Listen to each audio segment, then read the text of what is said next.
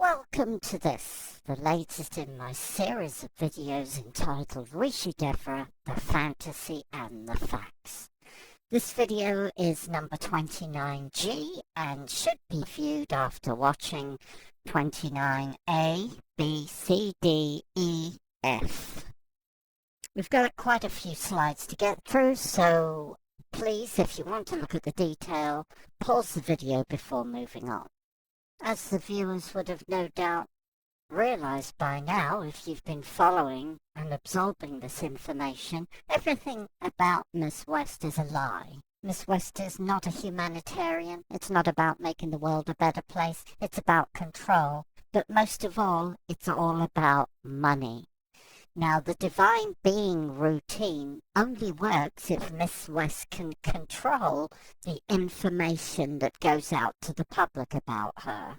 In other words, as long as the public are fed a diet of lies, misinformation, deceit and propaganda, as you'll see on her current website, then the illusion that she is a guru and an ascended master, at least for those who are spiritually confused, may still fly. But occasionally things go very wrong for Miss West. She steps over the line, as she did with Dr. Cole, who she treated to a campaign of violence while in the process of extorting her entire net worth from her.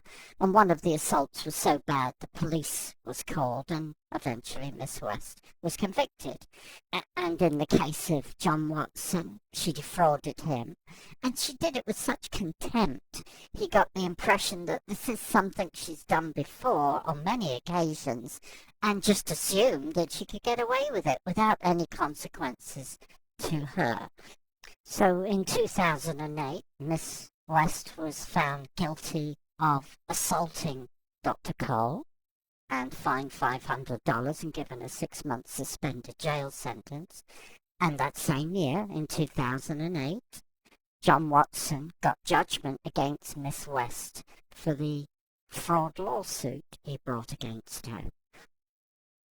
Also in that same year, a busy year for Miss West, she was forced to be the subject of a sheriff's sale to make her pay $2 million in court fines and interest that she owed previous people she had screwed, defrauded, extorted money from. Then there were the 2 arrest warrants, one in 2008 for criminal check fraud, and the other in 2009 for felony theft. So when details of Miss West's criminality leak into the community, she and the senior members of her cult jump into overdrive and start spewing lies, deceit, propaganda, misinformation from her website, because they know that once the community this parasite is embedded in learns that she's not a guru and that she is in fact an occult thief, or to give her full title, an occult master on the royal path, then it's game over. On the screen now are 2 short statements that were published on Miss West's website in the 2008 time period, during which the Montana court system awarded judgment to John Watson in respect of Miss West's defrauding him out of paying shares. And, same time period, as we've seen in the earlier slides, the court found Miss West guilty of assaulting Dr. Cole. And yet the master liar on the royal path states at the top, referencing Millennia Mind, that in her version of the truth, no business contract between Dr. West and John Watson has ever existed. First of all, Miss West is not a doctor unless you count the 2 false doctorates she alleges that Christ gave to her personally.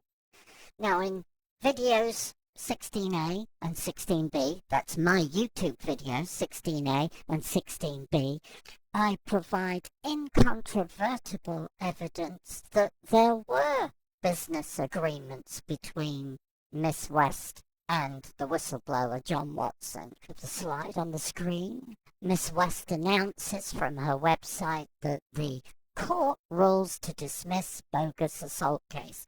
Well, the court didn't rule to dismiss it. The court found Miss West guilty and fined her $500 and gave her a 6-month suspended prison sentence. But what everyone has to remember here is that Miss West is a master on the royal path. So the truth doesn't actually matter. Let's hear Miss West say that herself again. It doesn't matter what is actually true. And in addition to the lies, deceit and propaganda spewing from Miss West, a master on the royal path, Miss West has the senior members of her cult to rely on who start spewing out lies, misinformation and deceit of their own from Miss West's website. On the screen now is the top part of a statement that Jack West posted on Miss West's website in 2007 in response to the 2 news articles which gave details of the crimes that Miss West was committing in the Lakeside, Montana area. Now, it goes without saying that Jack West has been with Miss West for 35 years or more, and a statement from Jeremy Samuelson, who knew Jack West in the 1970s and 80s, shows that Jack West has been a willing participant in Devra Patton West's criminal conspiracy for more than 3 decades. In the excerpt from the statement that Jack West made on Miss West's website in 2007, he states in the small excerpt up on the screen that she, Devra West, remains as utterly free of wrongdoing and as ethically virtuous as any human being can be. Yes, I know it's unbelievable, isn't it? But these people are the senior members of a cult, of a master, an occult master, who is on the royal path. Now, to get the rest of this statement and other lies from Jack West, you should view my YouTube videos 18A and 18B. The next senior member of Miss West's cult and liar for hire is Jeffrey Reynolds, CPA, who joined Miss West's employ early in 2006. Now, it probably didn't dawn on Jeffrey Reynolds until he'd been employed there for a couple of months or so that Miss West was an occult thief, that she was running a cult, and that she was a dangerous psychopath and a liar. But unfortunately for Jeffrey Reynolds, CPA, he had already been duped into loaning her his life savings amounting to $300,000. On the screen now is an excerpt from an email that Rebecca West, no relation to Devra West, Rebecca West was Devra West's office manager in 2006-2007. Rebecca states at the top of the page from the email she sent, and I quote, "This attitude is pervasive and includes her current finance controller, Jeffrey Reynolds, whom she has extorted from him over $300,000 since September 2006. He is very afraid of losing his money, his wife and children, yet does not understand why blah, blah, blah, blah, blah." So you, the viewer, can see exactly the predicament Jeffrey Reynolds found himself in shortly after joining Miss West's employ. And to ram the point home, on the screen now, 3rd paragraph, Rebecca states, and I quote, "Devra dangles the carrot, and since he has loaned her his life savings, plans to keep playing her game until it is played out or he is eventually running her property management company. he has not been paid the $300,000 plus owed to him, and provides excuses that although he, Reynolds, has only had 4 employers in his lifetime, most rich people are eccentric, and in his experience their behavior can be much worse than Devra's. It begs the question, what kind of behavior can be worse than theft, fraud, extortion, violent assault, mental and physical abuse, threats of murder, attempted murder, and actual murder? Is Reynolds saying here that his previous 3 employers were also heads of crime syndicates? If so, that would explain how Reynolds took to crime like a duck to water. On the screen now are thumbprints of 5 statements that were published from Miss West's website. 4 of them are creations of Jeffrey Reynolds, CPA, and the viewer can read the content of these statements by going to my YouTube videos 17A and 17B. As we have seen in the previous slides, Reynolds was on the hook for $300,000 that he had been duped into loaning the occult thief Devra West. So, anxious to show her that he was a loyal criminal, a loyal member of her cult, he money laundered $470,000 of the money West stole from Dr. Cole through West's business. He also published totally dishonest, lying propaganda statements on her website.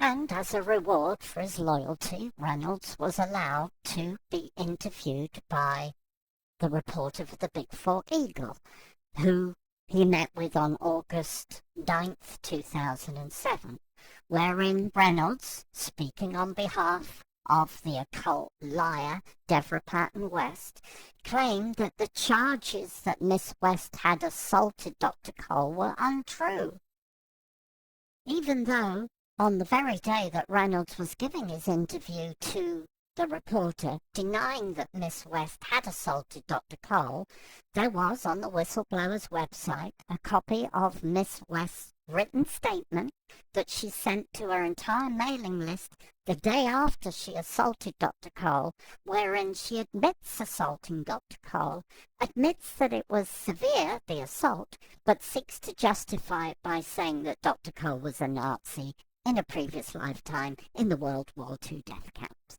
This statement was entitled The Law of Severity on the Path to Purification, a statement that Reynolds himself would try to remove from the whistleblower's website by claiming copyright of West's admission she had assaulted Dr. Cole, in an attempt to use the Millennium Copyright Act to force its removal from the whistleblower's website. Reynolds goes on to say that Dr. Cole owed West $753,484, and that $250,000 of that was for an internship, and that $213,750 was owed by Pat Cole for therapy fees. Now, we know that the money was extorted from Dr. Cole. There's more than enough evidence to show that West used a campaign of violence to extort that money from Dr. Cole. But not only that, there are other witnesses, including the bookkeeper, who rather than be forced to manufacture false invoices to make it look like the money extorted from Dr. Cole was received in the course of normal business practice, resigned. Of course, money laundering several $100,000 of money stolen from Dr. Cole through West's business was not a problem for Jeffrey Reynolds, who, $300,000 in the hole, was worried about saving his CPA license and his marriage. To continue with this information, please go to my next video, which is 29H. Please help me make my videos go viral. Thank you for watching.